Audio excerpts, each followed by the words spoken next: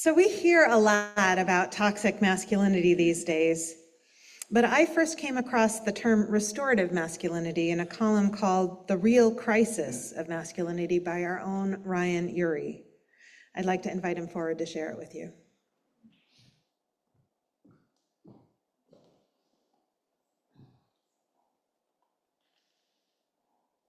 As Elizabeth mentioned, this is taken straight from a column that I published in the paper a couple of years ago. So anybody who follows my writing, this might sound kind of familiar.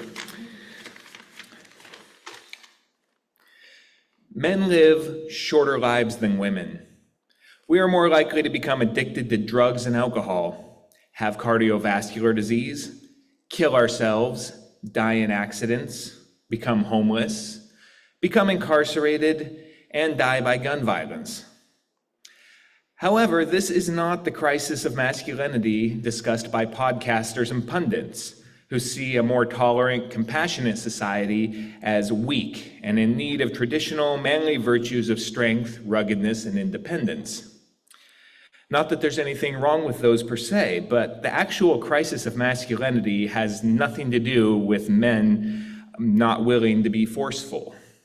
Rather, it's precisely in the casual cruelties, dehumanizing rhetoric, and juvenile bravado of toxic men that the lack of actual masculinity is most evident. Now, there are many reasons for the dearth of honest, bold, assertive men in our society right now. First, today's men were frequently abandoned by their fathers, who either left outright or just ignored their children in the pursuit of career and financial success. But with no positive male role models, they instead emulated the heroes of action movies and video games, where every problem can be solved with sufficient violence. Second, men in today's society bear a heavy burden of shame. We get blamed for nearly all of society's murders, rapes, child abuse, spousal abuse, and other violent crimes, and merely because, well, men overwhelmingly do most of those things. However, when boys get raised on this steady diet of negative messaging about masculinity, they're left with an impossible choice. They can either renounce all of their inborn traits seen as masculine, or they can accept that the harm they're going to do is inevitable and double down on those toxic behaviors that are expected of them. Either choice involves a great deal of shame. Third, the foregoing generation left behind a corporatized model of adulthood so dull and undignified as to not be worth aspiring to. We were raised not to be citizens or neighbors, but only consumers and cubicled employees, our life's purpose found in material accumulation and empty hedonism. With the transition to adulthood being more resignation than anticipation, is it any wonder that today's men often act like bratty teens, grandiose, self-absorbed, and resentful of responsibility? What society needs is a restorative masculinity marked by courage, creativity, and attunement to the needs of others. While there are surely as many ways to be a real man as there are men, the very idea of masculinity is incompatible with the destructive narcissism of so-called toxic masculinity.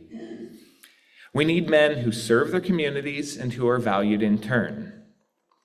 So how do we foster this kind of healthy masculinity?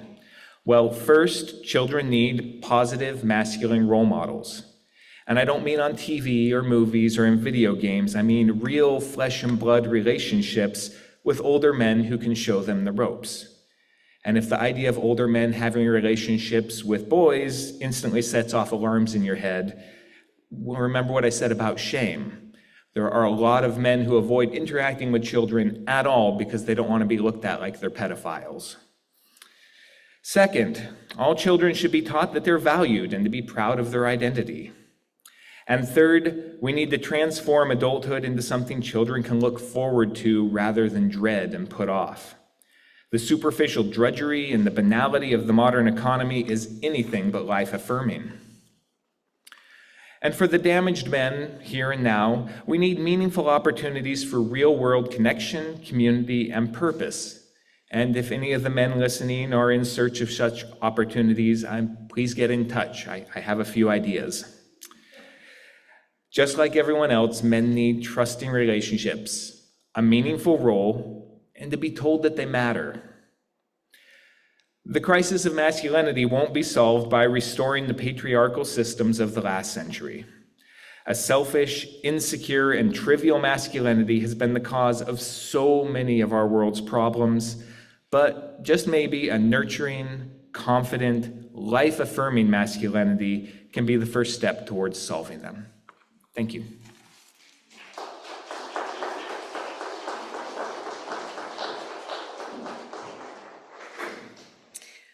We need men who serve their communities and are valued in turn. Men like Ryan and like Ken Fonce and Tom Salisbury and Nick Castleman, who we are about to hear from.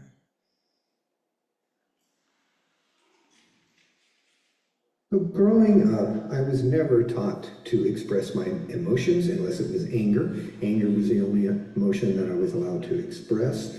And so my father, who was a kind man, did not express his emotions at all. In fact, the only time I saw him cry was at my mother's funeral.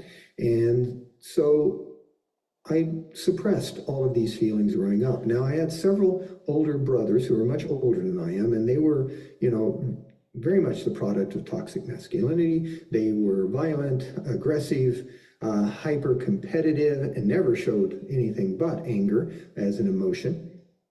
And so, as role models, they were not great. And so, as a teenager and a young adult, I decided that I would not be this way. It just never felt right to me. It felt wrong. And so I worked very hard all my life to not follow in those footsteps. And so I express my emotions. And so with my son and three daughters, I express emotions other than anger, a range of emotions. They have seen me cry. Also, my father never ever said he loved me until about 2 years before he died. He started to do that. Now, I knew he loved me, but he never expressed that in words at all. And so he only started doing it in later years of his life because I had, for a long time, every time I spoke with him, told him I loved him. And he finally did say it back to me, breaking that pattern. But with my children, I've always told them I love them, and I still do today as adults. When we speak and we're done speaking, I tell them I love them, a phone call or a visit, whatever it is, on a regular basis. And so I've worked in my life very hard to get rid of these other ideas, to be a better nurturing parent, to express a wide range of emotions, not to get angry all the time as I was raised with, and to not be aggressive, hyper competitive, these types of things. And so my goal has always been to not only be a role model for my children, but to do things in society that make it better. And so, I've devoted a lot of my time and effort to helping people, not only in my teaching, but in my community activities. And so all of this has been sort of to overcome that burden of being raised in a toxic masculinity environment, that at the very least you did not show emotions, all that, but also the more bad negative sides of it as well. And so I hope that I've been able to overcome these ideas and help my son overcome them, which I believe I have, and to show my daughters what a proper style of masculinity would be, that is expressive, showing your emotions, helping people. And so hopefully that I've passed that on to them so that when they seek partners, that they're not going to go down that road the way I did. And so that's it.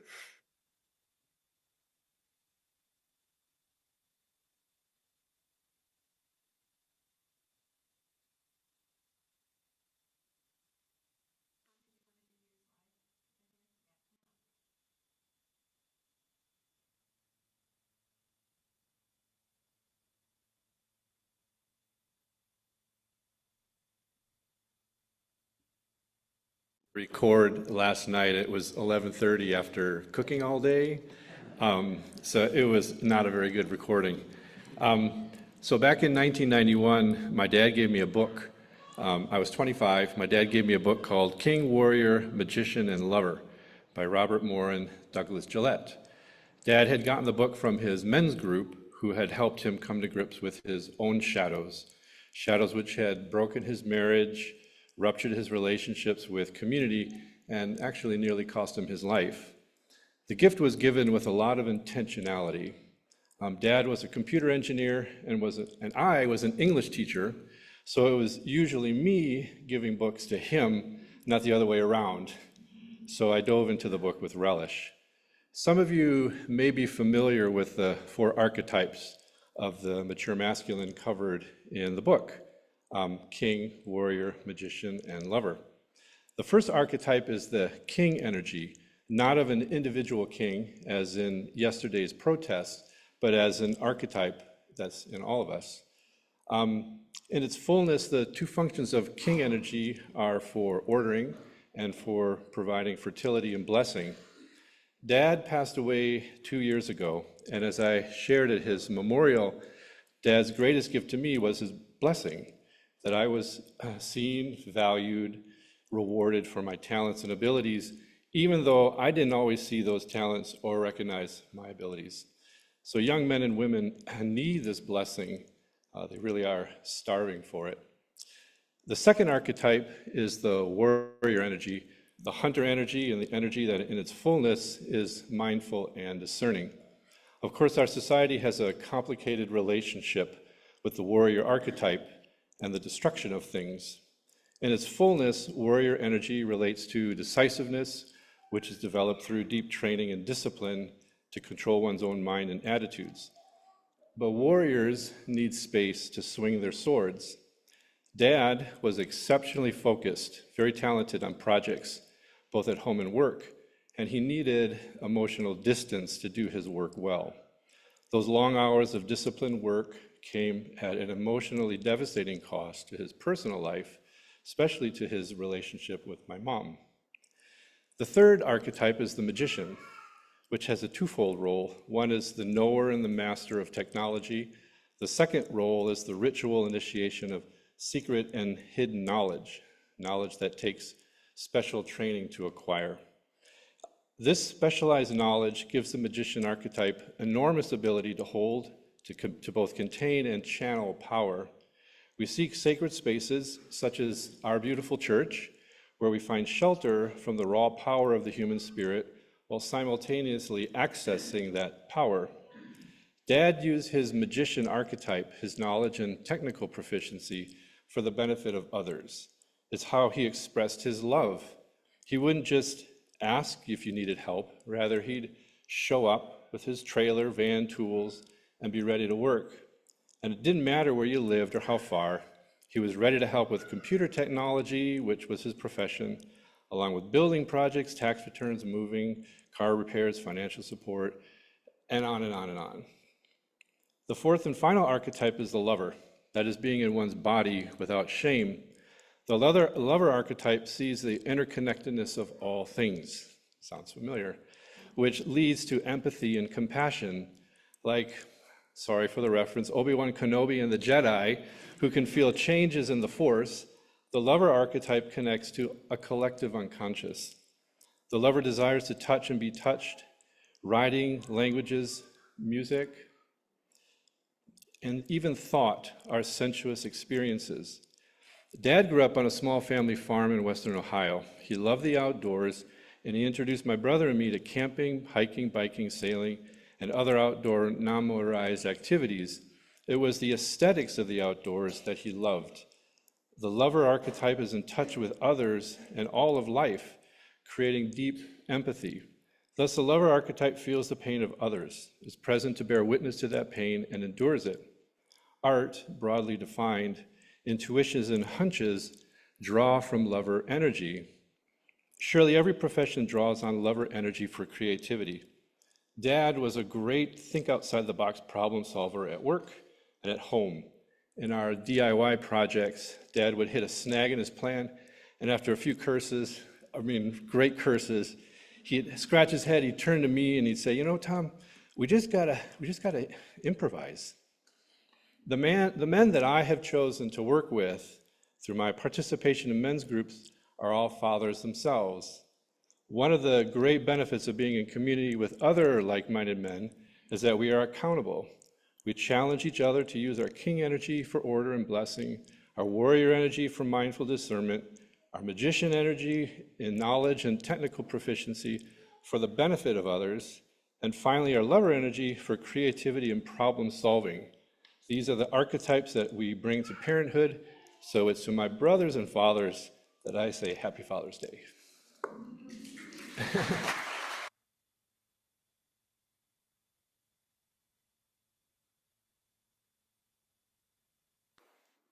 Hey, you church. My name is Nick Castleman. You might recognize me and my kid Artemis from productions such as the Christmas pageant, where we played Joseph and Jesus. It's Father's Day, so wanted to speak a little bit about my experience as a parent. I'm in a kind of interesting situation. Artemis, Artie for short, is adopted, and so I think a lot about like what does it mean to be a parent. A birth parent versus an adopted parent. I'm single, and so I end up having to fill two roles, both the kind of traditional mother and father role. And I'm also gay, and so as a man, I've just always had a complicated relationship with masculinity. And yeah, often, obviously I'm like male-bodied, but don't identify a lot with kind of traditional masculine traits.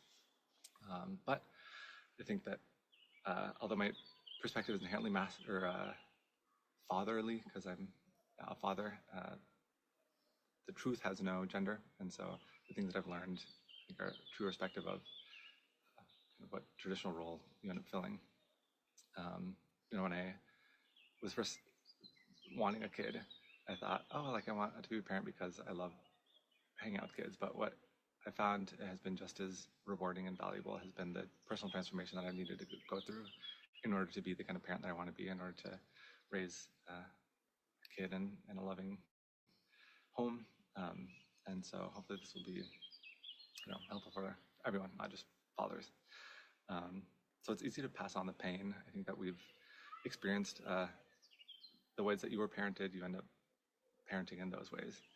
And so I think we end up needing to heal and transform those things in ourselves in order to pass on the qualities that we want to our kids, whether it's hope, whether it's kindness, compassion, patience. And so I think the first step in doing that is just being aware of what's coming up. So when anger comes up, instead of just reacting to the anger, just pausing and seeing, okay, where does this anger come from? What is it trying to tell me? And in that second that you kind of realize what's going on, you have the opportunity to do something different. And so another thing that has helped me is giving up some of these labels. So giving up the label of parent or man or whatever, and just looking directly at what's happening. So if there's frustration, instead of saying, oh, this is a toxic masculine trait, just say directly like, oh, I don't like this frustration that's coming up. Labels and patterns can be helpful, but to live in the present moment is to give up those things and just see exactly what's happening.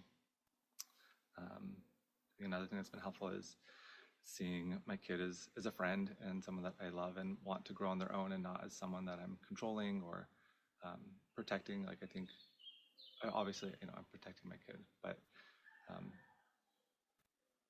pain and hurt is a part of life, and if you never experience it, then you never learn how to handle it. And so in a friend, you would never, well, maybe not never, but you wouldn't we wouldn't do a lot of things for our friends that we end up doing it to our kids. And so I think it can be helpful to see you are a guardian of their light, not the person that's controlling every aspect of their lives. And then just always leaning towards that compassion and love. You need to give that to yourself first before you can give it to your kid. That's what comes to mind now. Good luck, everyone out there. You can sleep eventually, but you might be missing out on some of it for now.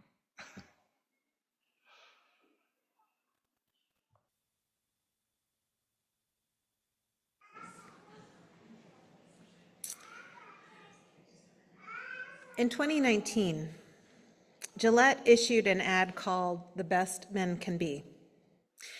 It juxtaposed images of bullying behavior with images of decency, courage, and compassion. There was an immediate backlash, so strong that Gillette took it off the air. Therapist Terry Reel reports, the nerve the ad hit is prominently on display if you go to Twitter, #boycott_Gillette. Here's a typical example. Feminists made up toxic masculinity. It's not a real thing. They will not be happy until men act like women. Female supremacy is their true goal, and bigotry. Imagine being so insecure that you're threatened by a razor ad. Like Ryan and Ken and Tom and Nick, Terry Reel argues for a healthier way of being male. He writes, "It's time for more of us men to stand up to the traditions of masculinity we've been handed, to sort through which elements are worthy and which toxic. We should do so not just for the sake of the women we care about and for the children in our charge, but for our own health and well-being. Moving from a patriarchal paradigm to a relational one means leaving a linear, hierarchical world of power over others, as Rianne Eisler describes it, and stepping into an ecological world of power with. It means moving away from a dominance model, placing men above nature, whether the nature one lords over is a wife or child, an assistant, or one's own body, to a collaborative model in which we see ourselves as situated within nature rather than ruling over it. Our relationships are our biospheres. We live within them, not above them." End of quote. For those of you who were here on Easter, you may see the connection. When we humans impose a hierarchical structure on society or on the natural world, it opens the door for harm. By privileging some and declaring others less than, that it opens the door to a practice of justifying violence to advance the interests of those we decide are more important. Patriarchy, or toxic masculinity, privileges a certain type of man and dehumanizes everyone else. Male-identified humans are harmed as they try to squeeze themselves into a mold that some part of them inherently recognizes as either inauthentic or morally wrong. And the rest of us are harmed by those who find that mold a comfortable fit. Now, I'm a feminist, unabashed. I hate the patriarchy, and I have good reason. I exist in a female body that has endured harassment and sexual assault and abuse. I had to dismantle the internalized patriarchy called the feminine beauty standard in order to love and accept myself and see myself as beautiful. You know, my mom started me on Weight Watchers when I was 10, and I wasn't even overweight. But I can tell you that I have no desire to turn men into women. I like men. As a feminist, I want all people to be supported in becoming the truest, most authentic, and best version of themselves, regardless of their gender identity. I want all people to engage in the admittedly sometimes challenging discipline of nurturing healthy and caring relationships with people who are different from them. I envision a restorative masculinity that centers on two key practices. The first is creating an identity and an ethical framework that fits. Not one that is not warped or damaged by the social constructs of gender. This doesn't require rejecting everything society codes as traditionally masculine. If you like watching football, watch football. If you're innately protective, offer to protect people who are in vulnerable situations. Just wait for their consent. It does require self-awareness and self-assuredness. Men who practice restorative masculinity need to be far more solid and secure in their maleness than those guys who drive jacked up trucks and are threatened by razor ads. What enables male children to adopt this first practice is when they are loved and accepted unconditionally, allowed to be who they are, accepted in their particularities and their peculiarities. They need to be encouraged to respect the inherent worth of the people around them. Just like all children, they need to see empathy and compassion modeled, and they need to be held to account when they behave in ways that cause harm to themselves or others.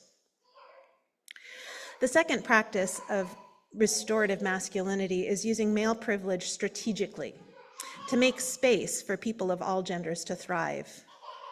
I see a lot of examples of these kinds of practices from the men who posted pictures of themselves with My Little Pony lunchboxes in support of a boy who got teased because he carried one, to the guys who offer video tutorials on active consent.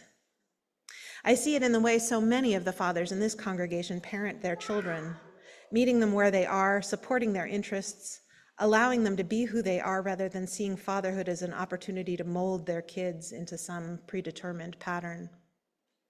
See, privilege, male or otherwise, isn't a bad thing in and of itself. How we use our privilege is what matters.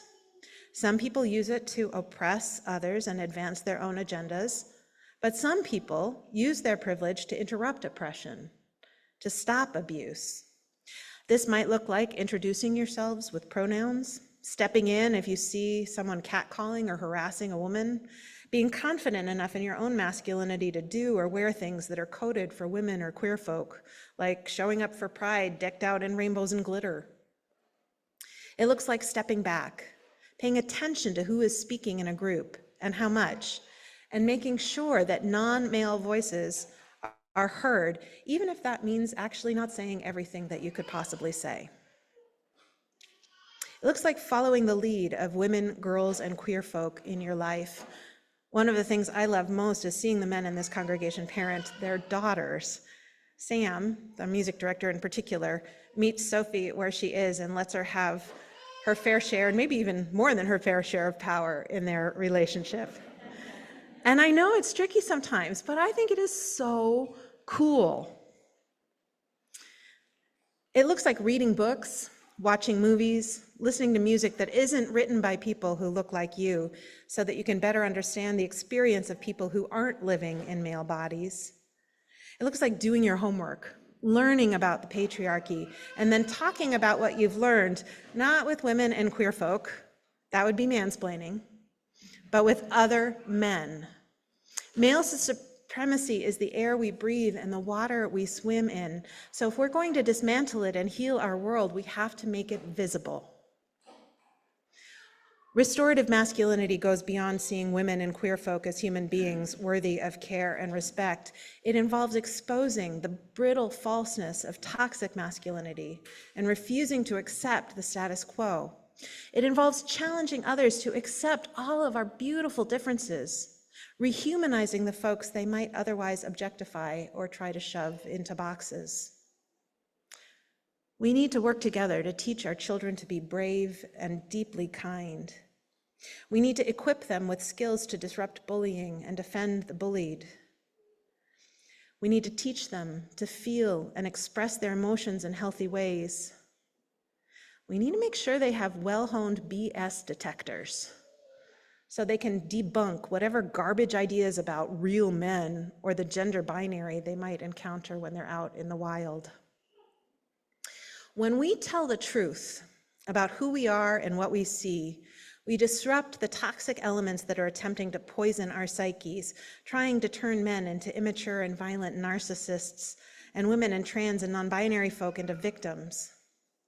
Restorative masculinity, or restorative femininity for that matter, isn't just about smashing the patriarchy.